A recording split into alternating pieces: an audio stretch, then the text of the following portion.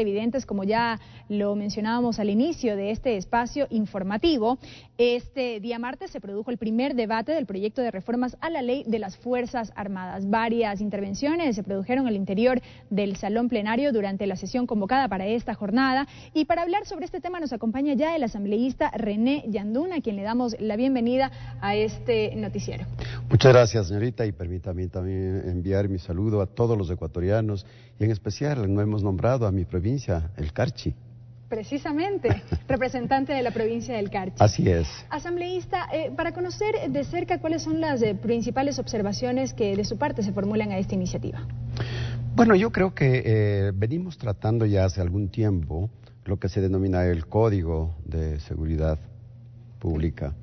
Y dentro de ello constan los 4 libros que así se denominan. El Código Orgánico de Entidades de Seguridad Ciudadana. Así es.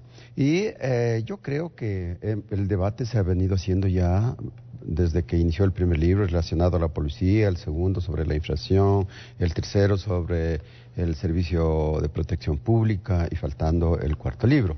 Por un lado. Y por otro lado, de lo que estamos hablando sobre la ley de personal, no es otra cosa que se está haciendo los reajustes necesarios para que calce las enmiendas que se quiere hacer dentro de la Constitución, las leyes que se están preparando dentro del Código, y desde luego pues habrá que hacer los cambios necesarios para que no haya incompatibilidad dentro de las leyes que nosotros que están manejando y administrando las Fuerzas Armadas. ¿En qué sentido? ¿Cómo se evidencia aquello? Bueno, en lo que estamos tratando el día de hoy, yo creo que hay 2 o 3 puntos importantes. El primero, que se refiere, por ejemplo, a que el ascenso en la reclasificación del personal de Fuerzas Armadas, y dentro de esa reclasificación se dice de que no pueden ser ascendidos los coroneles y generales por decreto ejecutivo, sino mediante un acuerdo ministerial. Pero yo tengo anotado aquí, cuando el señor presidente, el 21 de enero del 2013, dijo que es necesario limitar al mínimo indispensable la carga administrativa que tiene el presidente. Eso es lo que no estamos de acuerdo, porque si nosotros hacemos un análisis de cuánto tiempo demora firmar esos decretos, son cuestión de 2, 3, 4, 5 minutos. Y mucho más si la señora ministra de Defensa, María Espinosa, el 18 de abril indicó que es una carga administrativa que estos decretos ejecutivos mediante los cuales se asignan grados militares y afecta la eficiencia y oportunidad en el despacho del presidente. No creo que es un justificativo para la modificación de una ley. Y finalmente, el asesor legal de la ministra dice, la intencionalidad de este proyecto es buscar una salida ejecutiva ágil para un proceso administrativo que pueda desde el Ministerio de Defensa proceder oportunamente a estos trámites. Entonces, yo lo que indico y mi crítica ha sido de que se dé los justificativos como corresponde. Si es que se hace una reclasificación de personal y si se quiere cambiar la tramitación para la validación de los nombramientos de los oficiales superiores, en los que son los coroneles y generales, se haga con las debidas justificaciones de carácter constitucional y legal. ¿Por qué constitucional? Porque en el artículo 47, el numeral 16, está indicando de que es la máxima autoridad del presidente de la República, de todas las Fuerzas Armadas y de la policía, y que allí tendrá que nombrar a los miembros del alto mando militar. Al nombrarles, indudablemente se sobreentiende que están a la misma altura de los ministros, a la misma altura inclusive del campo diplomático, y por ende, ¿quién tiene que firmar legalmente y constitucionalmente estos documentos? Es el presidente de la República. Así que eso es lo que he pedido y he dado los justificativos necesarios. Esperamos más bien, y abrigo una esperanza de que la comisión pueda haber escuchado este petitorio para que se mantenga con la verdadera importancia y el nivel de competitividad que le corresponde al presidente. Pero, asambleísta, sin desmerecer esta demanda que usted formula y basándonos en el argumento que se ha expresado por parte del presidente de la República, quien ha presentado esta iniciativa, ¿en qué medida afectaría este cambio? Porque se ha manifestado que no altera en ningún sentido estas designaciones. Alterar no altera, yo diría, en lo estructural, en todo lo que es el sistema organizativo, no. Pero sí altera en la Constitución, porque le está indicando que el presidente de la República tiene que nombrar, y al nombrar o designar, necesariamente tiene que firmar el presidente de la República.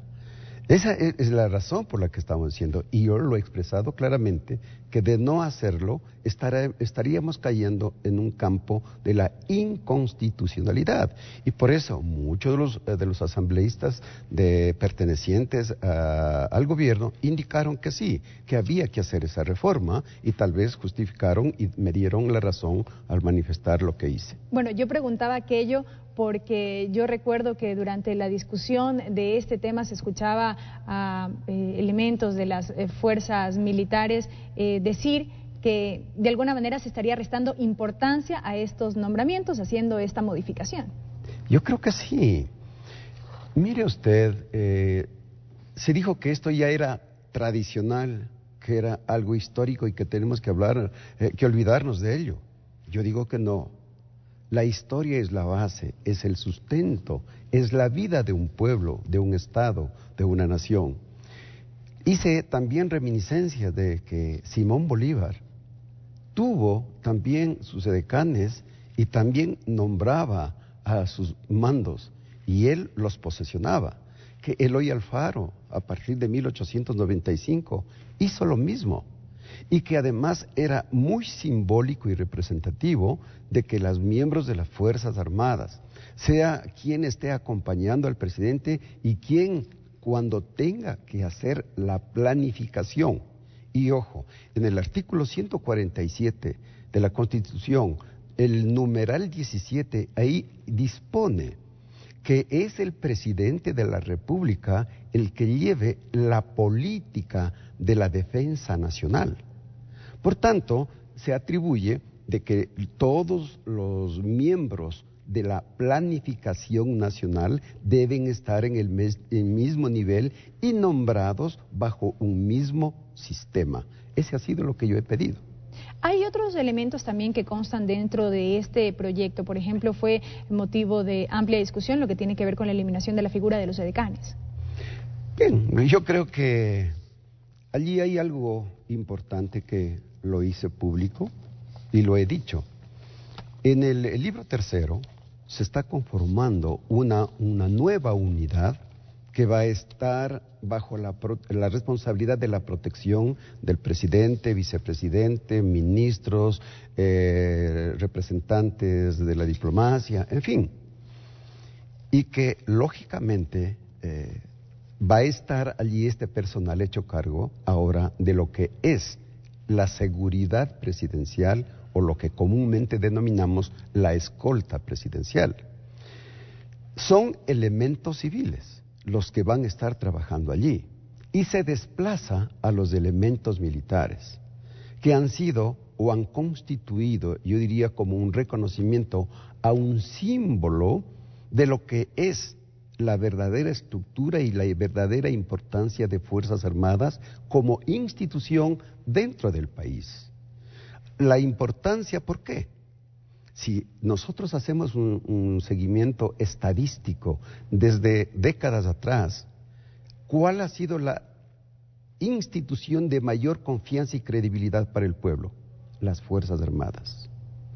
Es decir, que las Fuerzas Armadas pertenecen a su pueblo y el comandante de todas estas Fuerzas Armadas es el presidente. Por tanto, no se puede restar importancia a un hecho que ha sido histórico, tradicional y tiene esa simbología que seguirá, al menos desde mi punto de vista, y yo pido que se siga manteniendo porque eso le da más bien el respaldo, la garantía de que las Fuerzas Armadas están respaldando la soberanía y la democracia, que es lo que está mandando la Constitución.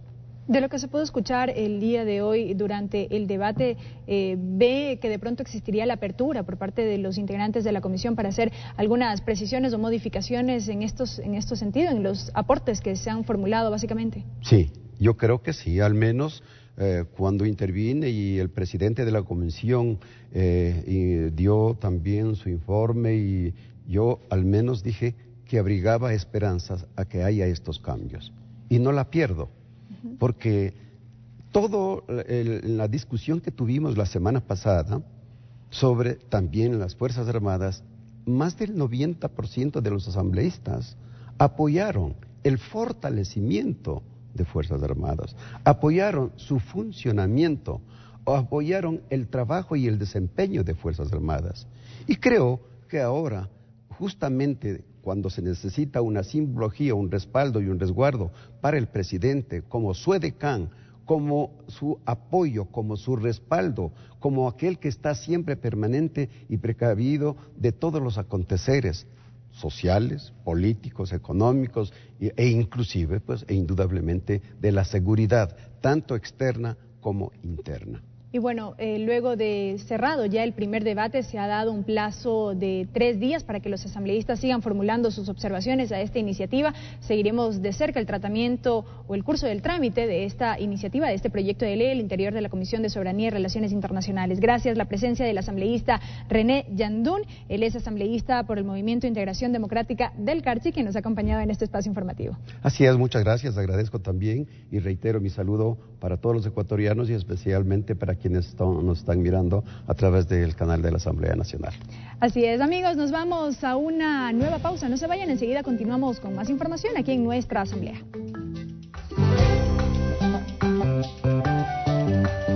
El noticiero Nuestra Asamblea llega a sus hogares por la señal de la televisión legislativa a través de sus canales 42 en Quito, 22 en Guayaquil y 27 en la ciudad de Cuenca. También por internet a través de envivo.asambleanacional.gov.es.